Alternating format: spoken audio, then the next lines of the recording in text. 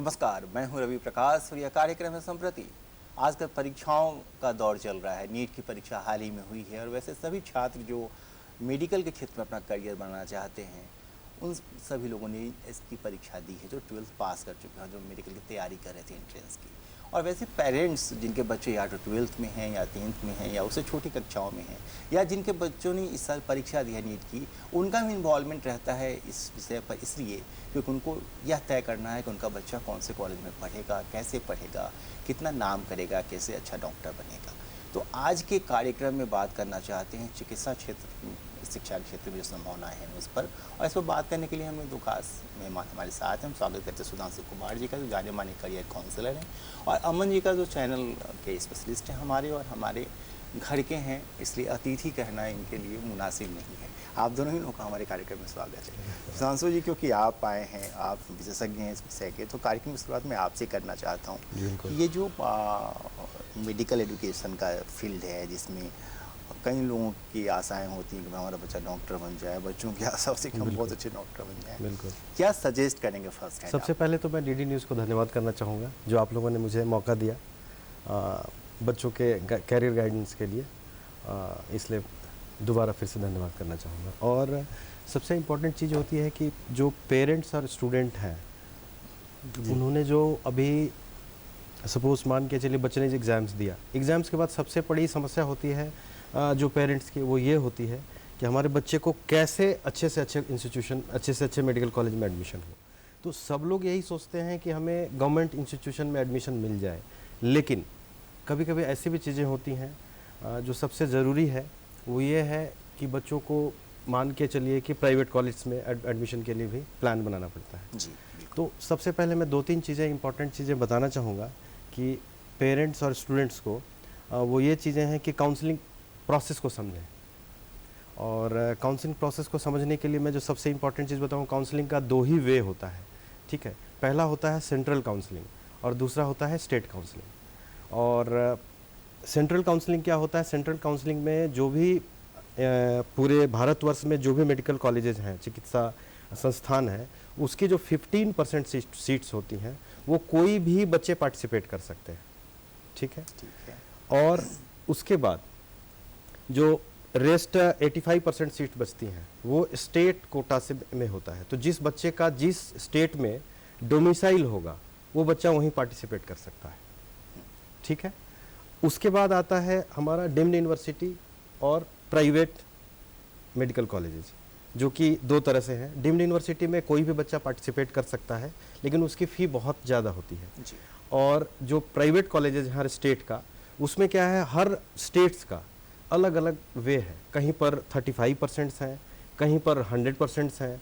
तो क्या होता है, और दूसरे स्टेट के बच्चे उसके अकॉर्डिंग पार्टिसिपेट करेंगे। अब होता है हमें काउंसलिंग कैसे करनी चाहिए, पेरेंट्स को कैसे प्लान बनाना चाहिए। सबसे इम्पॉर्टेंट ये है, सबसे इम्पॉर्टेंट ये है कि जैसे रिज़ल्ट पब्लिश होती है, तो पेरेंट्स को ये करना चाहिए कि सबसे पहले मार्क्स के अकॉर्डिंग, सपोज कि अगर हमारे बच्चे का स्कोर 600 आता है, तो हमको सबसे पहले कहाँ कहाँ रजिस्ट्रेशन करना है, कौन सा बेस्ट कॉलेज है, उसके अकॉर्डिंग प्लान बनाना चाहिए, ठीक है।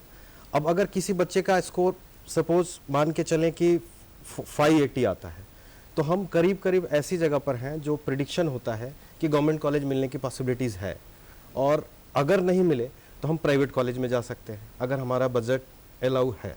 तो उस कंडीशंस में हमें 2 चीज़ें सबसे इम्पॉर्टेंट है। पहला ये है कि हमें प्राइवेट कॉलेज की लिस्ट बनानी चाहिए, जिनकी फ़ीस कितनी है, ठीक है। दूसरी चीज़ें कि हमें किस स्टेट में बच्चों को भेजना है, सबसे इम्पॉर्टेंट चीज़ें हैं, और उसके अकॉर्डिंग आपको प्लान करना होगा।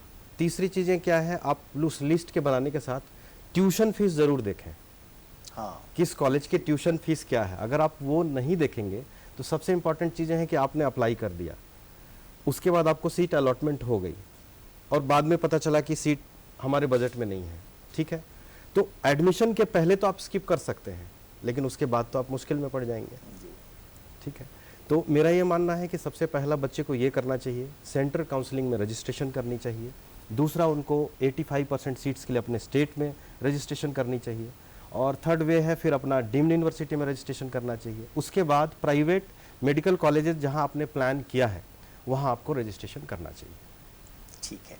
अमन जी, आप क्योंकि आपका बच्चा भी उस उम्र में है और उस कक्षा में है कि उसको भी अपनी राह चुननी है, इस उम्र में जब वैसे पेरेंट्स जिनके बच्चे 12वीं में या 10वीं में या 11वीं में पढ़ रहे हैं और जो चाहते हैं कि वो मेडिकल की पढ़ाई करें भविष्य में चल के, वैसे पेरेंट्स के दिमाग में क्या क्या बातें आती हैं, बच्चों से कैसे इंटरेक्ट करते हैं, जब काउंसलर से मिलते हैं तो उनके मन में किस तरह के सवाल होते हैं, चाहेंगे कि इन चीज़ों पर आप बताएं। देखिए, हर आदमी जो है आज के डेट में चाहता है कि मेरा बच्चा या तो इंजीनियरिंग में जाए या तो मेडिकल में जाए, क्योंकि इंजीनियर ज़्यादा इसलिए भी बन रहे हैं क्योंकि मेडिकल की पढ़ाई जो है थोड़ी सी जो है महंगी है, क्योंकि सरकारी सीट जितने बच्चे फॉर्म भरते हैं उस हिसाब से सरकारी सीट जो कम है। हालांकि लगातार आप देख रहे होंगे कि भारत सरकार भी और झारखंड में भी मेडिकल की सीट बढ़ाने को लेकर कोशिश जारी है, लेकिन फिर भी अभी उस दिशा में बहुत कुछ किया जाना बाकी है।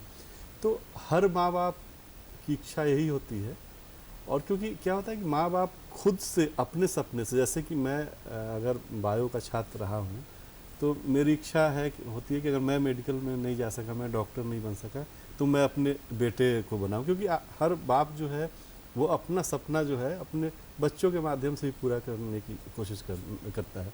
तो इस वजह से जो है वो बच्चों को बताता, काउंसलिंग करता। पहले काउंसलर के पास जाने से पहले बच्चा को, क्योंकि मेरा मानना है, क्योंकि ये टेक्निकल पक्ष बहुत अच्छे से जानते हैं सुधांशु जी और बहुत बताया भी, लेकिन मेरा मानना है कि सबसे बड़ा काउंसलर जो है वो माँ बाप होता बच्चे का। जी, क्योंकि उसको पता है अपने बच्चे की खूबियों को, खामियों को। लेकिन क्या है, आज के समय में थोड़ी एक परेशानी है, जो एक जनरेशन गैप का जो सवाल है कि आपके समय में, रवि जी याद है कि आपके फादर ने अगर कह दिया होगा कि रवि तुमको मैथ पढ़ना है तो आपको मैथ ही पढ़ना पड़ा, मैथ ही पढ़ना है जी। लेकिन अब वो स्थिति नहीं है। अब जो है जो बाप है खास तौर पे, वो बहुत लाचार जो है प्राणी है आज के समय में। बच्चों का माँ से संवाद जी, माँ से संवाद ज़्यादा। और अगर उसने कहा कि ये पढ़ो तो बच्चा बोलेगा नहीं हम तो ये चाहते हैं।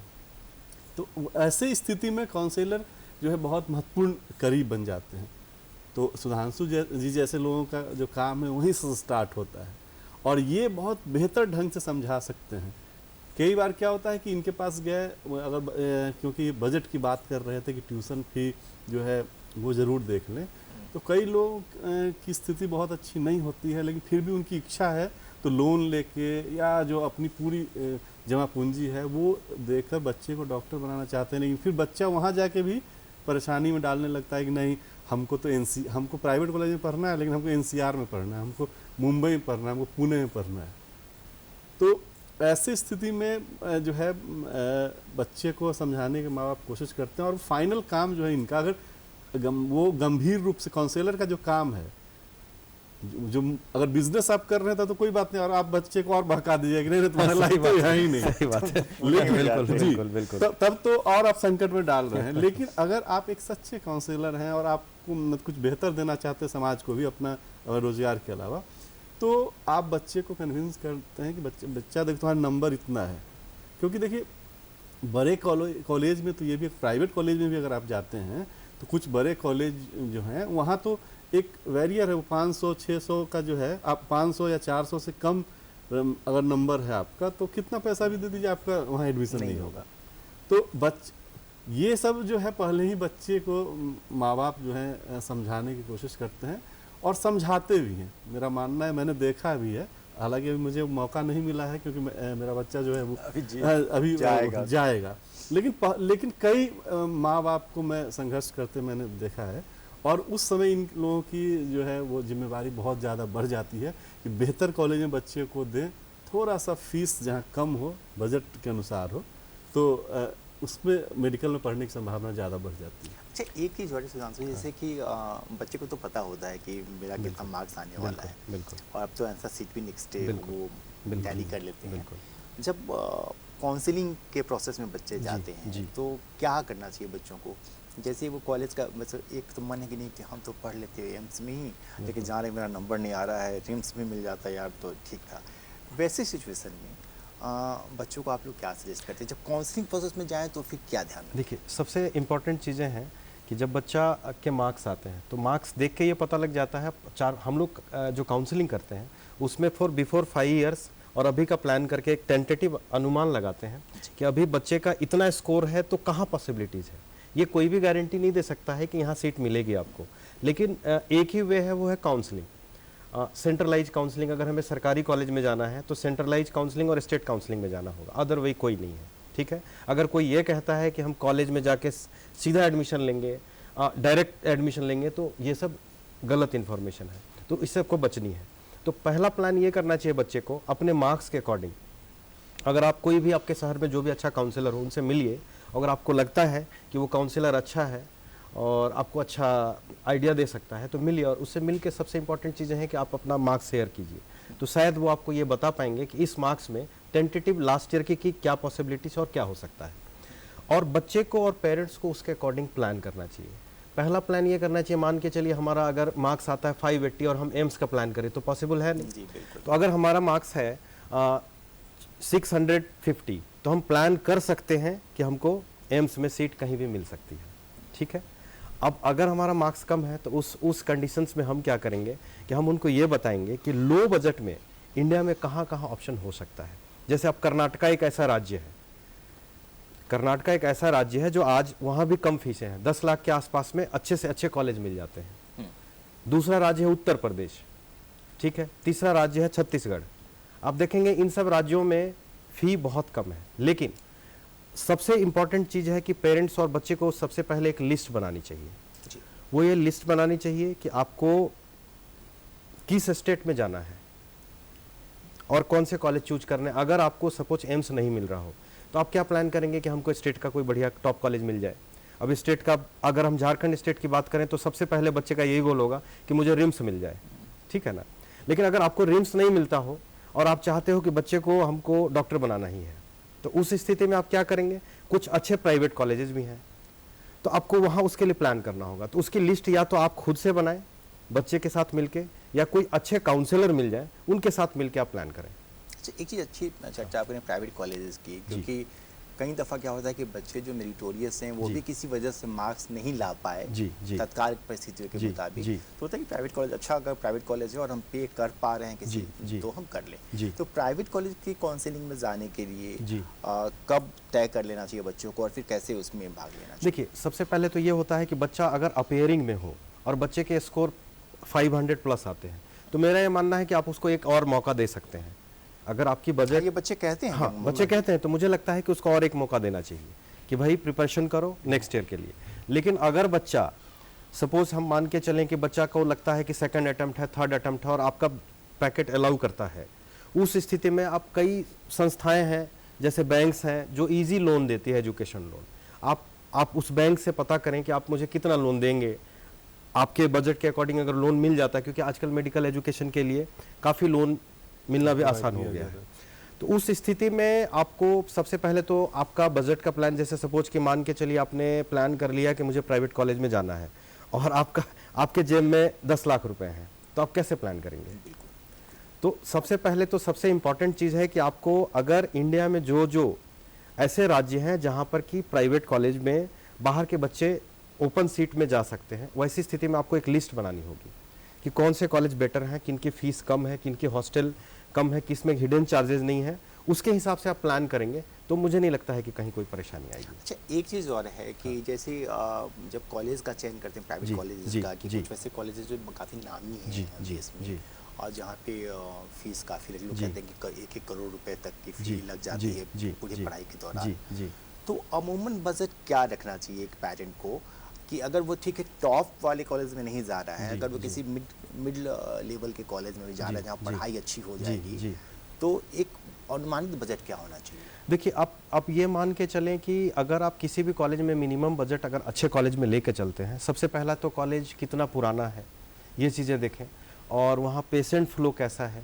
फैकल्टी कितनी अच्छी है, बच्चों का जो हॉस्टल का इन्वायरमेंट है वह कैसा है।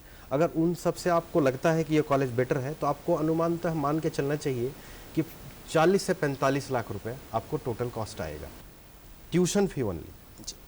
रहने खाने का अलग है। अगर कोई बच्चा सपोज कर्नाटक में लेता है एडमिशन, तो वहाँ पे आप देख लेंगे तो वहाँ पे 4 तरह का फ़ी है। पहला फ़ी है आपका जो वहाँ के स्टेट गवर्नमेंट के बच्चों के लिए है, दूसरा है फ़ी जो आप देखेंगे प्राइवेट बच्चों के लिए, जो बाहर के आउटसाइडर बच्चे अलाउड हैं। वो ऐसा स्टेट है कि पूरे इंडिया के सभी राज्य के बच्चे कर्नाटक में जाके पढ़ सकते हैं, फ्री स्टेट है, ओपन सीट्स हैं। तो अगर बच्चा हमारा अच्छा स्कोर लाता है तो सबसे पहले उनको फर्स्ट प्रेफरेंस कर्नाटका देनी चाहिए, क्योंकि वहाँ की फ़ी 10 लाख रुपए पर एनम है। तो आप अगर 4.5 साल की फीस का कैलकुलेशन करेंगे तो 45 लाख के करीब होता है जी। तो अगर इतना बजट अगर आपका होता है तो बिल्कुल हमें लगता है कि फर्स्ट प्रेफरेंस कर्नाटका देना चाहिए। मतलब अगर टॉप के कॉलेजेस में नहीं जा पा रहे हैं, 1 करोड़ प्लस या 1 करोड़ के आसपास जी, का बजट जी, नहीं जी। है, तो 45-50 लाख रुपए बिल्कुल में कर्नाटक बिल्कुल। कॉलेजेस में जा कर्नाटक है, उत्तर प्रदेश है, छत्तीसगढ़ है, ऐसे राज्य में आप अच्छे कॉलेजेस हैं, वहाँ बच्चे के लिए अप्लाई कर सकते हैं।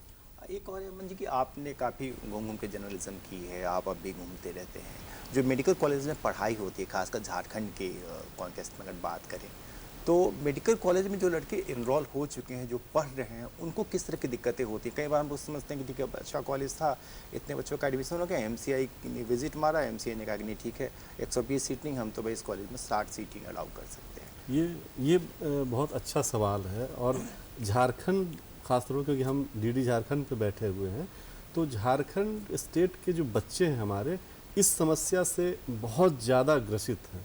मैं निजी तौर पर मैं एक बच्चे को, ऐसे बच्चे को जानता हूँ जो पिछले दफ़े मात्र 1 नंबर से उसका एमजीएम कॉलेज में, मेडिकल कॉलेज जो जमशेदपुर का, वहाँ एडमिशन नहीं हो पाया। क्यों? क्योंकि हमारे जो नए मेडिकल कॉलेज हैं पलामू, हजारीबाग और दुमका, उसकी मान्यता जो है वो एमसीआई ने रद्द कर दी। कहा कि आपके पास फैकल्टी नहीं है, आपके पास इंफ्रास्ट्रक्चर ठीक नहीं है, हम एडमिशन की इजाज़त नहीं देंगे।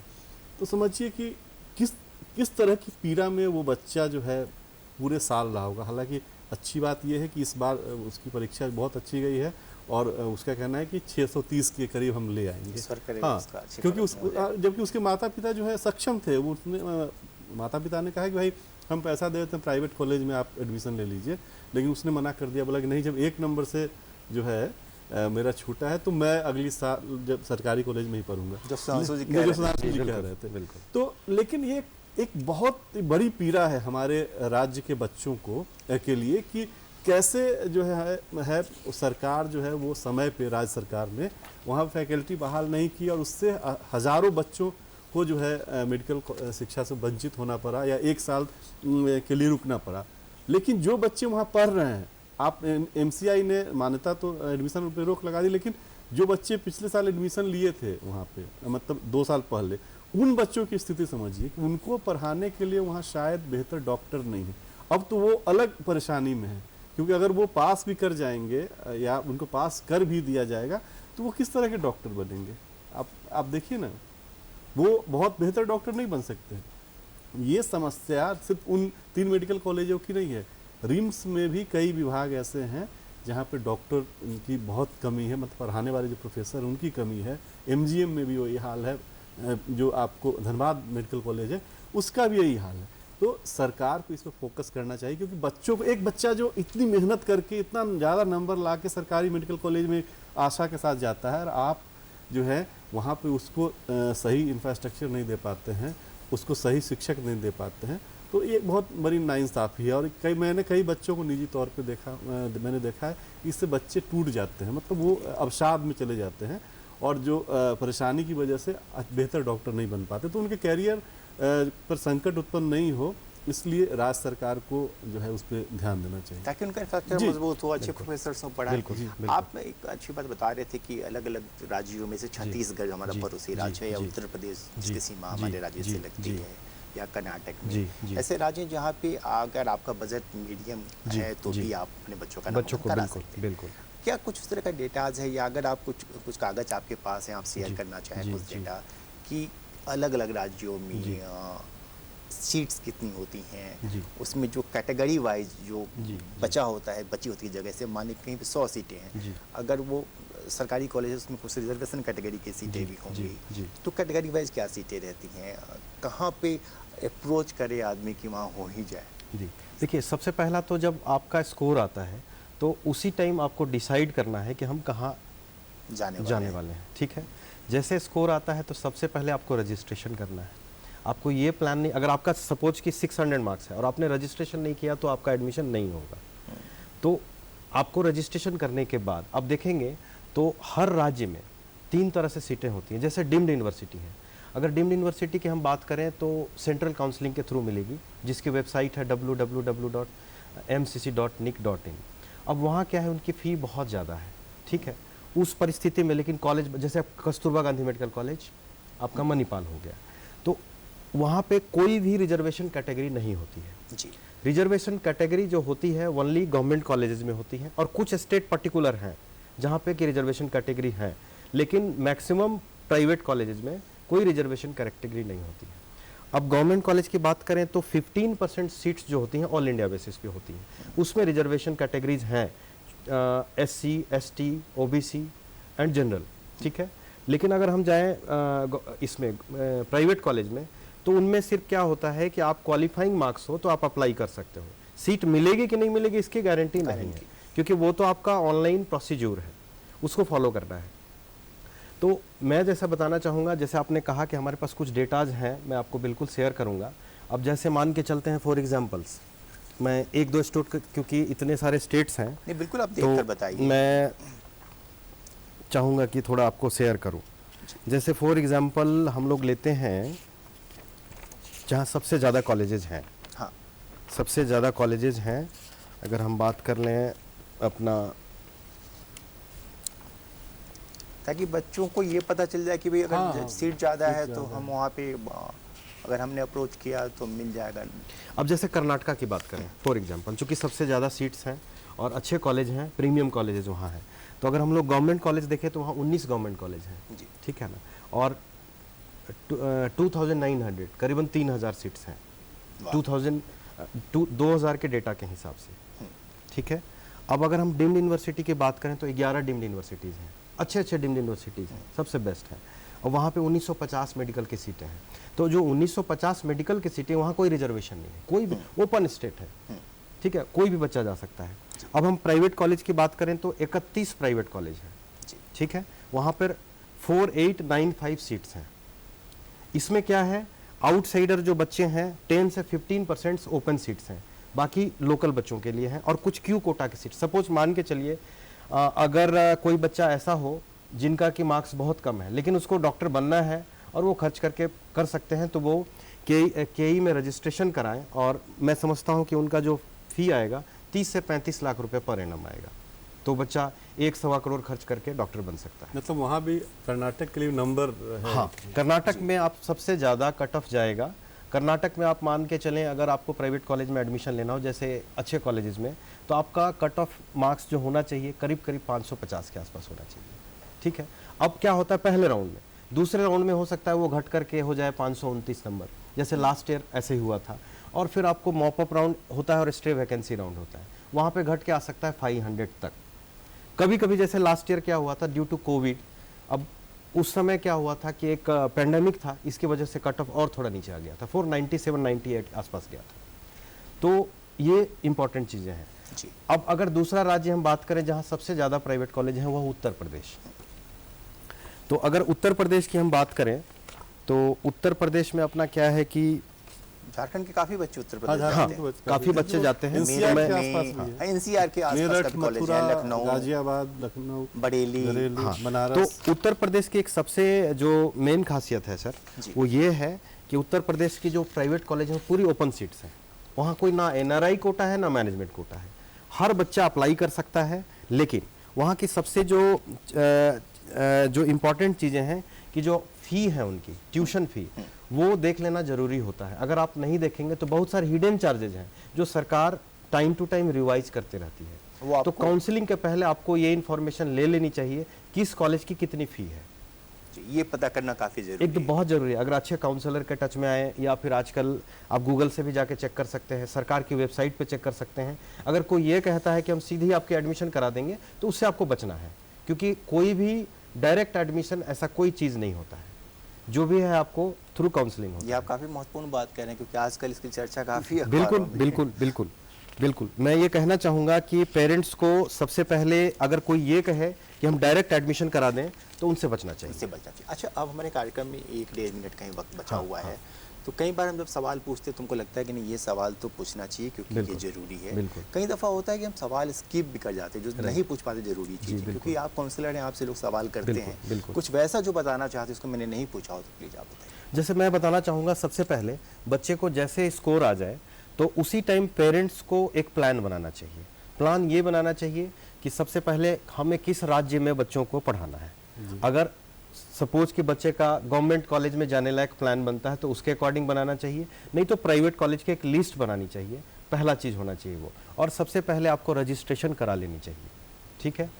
आप सेंट्रल रजिस्ट्रेशन कराइए, स्टेट का कराइए, डीम्ड का कराइए, और साथ में आप प्राइवेट कॉलेजेस जो भी इंडिया में है, ठीक है, जहाँ ओपन सीट है वहाँ रजिस्ट्रेशन कराइए। ये अलग अलग कराना हाँ, ये अलग अलग कराना होगा। दूसरी चीज़ें आपको ये भी देख लेनी चाहिए कि सिक्योरिटी डिपॉजिट कहाँ है, क्योंकि आजकल क्या हो गया है कि लोगों को पता नहीं होता है और रजिस्ट्रेशन कराने के वक्त 2-2 लाख, कहीं 2 लाख, कहीं 1 लाख सिक्योरिटी। क्योंकि आपके पास समय बड़ा कम है तो मैं उतना एक्सप्लेन नहीं कर सकता हूँ, लेकिन पेरेंट्स को ये जानकारी ज़रूर रख लेनी चाहिए कि अगर हम 4 जगह रजिस्ट्रेशन कराएंगे तो सपोज कि 6-7 लाख रुपया चाहिए हमको रजिस्ट्रेशन कराने के लिए, तो वो सबसे इंपॉर्टेंट चीज़ होती है कि उतना पैसा पहले हमारे पास उसका रहे। पता कर लें तभी रजिस्ट्रेशन करें। चलिए, अब वक्त नहीं हमारे पास कि हम बातचीत को आगे बढ़ाएं। हमारी कोशिश होगी हम दोबारा कभी आपसे बिल्कुल, बात करें। बिल्कुल। कुछ जरूरी हिस्से हैं इस चर्चा के जो और बातचीत करनी चाहिए जी, थी। जी। फिलहाल मुझे इस कार्यक्रम को रोकने की इजाज़त दीजिए, अगले सप्ताह आपसे फिर मुलाकात होगी। नमस्कार। बहुत बहुत धन्यवाद।